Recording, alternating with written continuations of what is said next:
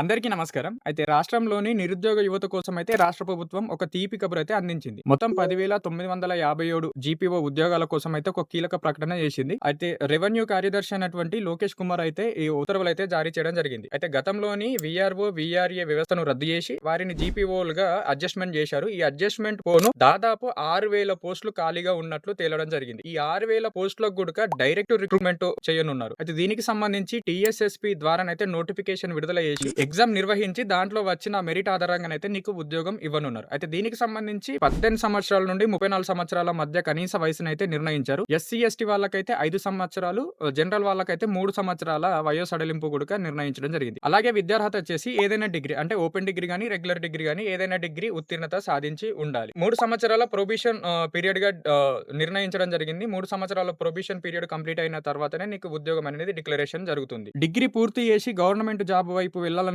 వాళ్ళైతే ఈ నోటిఫికేషన్ కోసం అయితే సిద్ధంగా ఉండండి. రాబోవు 1-2 నెలల్లో నోటిఫికేషన్ ఖచ్చితంగా విడుదల కాబోతుంది. అయితే ఏ డిస్ట్రిక్ట్ లో ఎన్ని ఖాళీలు ఉన్నాయనే విషయం గురించి అయితే మన కామెంట్ బాక్స్ లో కామెంట్ చేయండి. నేను డిస్ట్రిక్ట్ వైజ్ గా ఎన్ని ఖాళీలు ఉన్నాయో పంపించడం జరుగుతుంది. మరిన్ని ఇలాంటి ఉద్యోగ సమాచారం కోసం అయితే మన పేజీని ఫాలో చేయడం అయితే మర్చిపోకండి. ప్రస్తుతానికి ఈ వీడియోని అయితే షేర్ చేయండి, లైక్ చేయండి.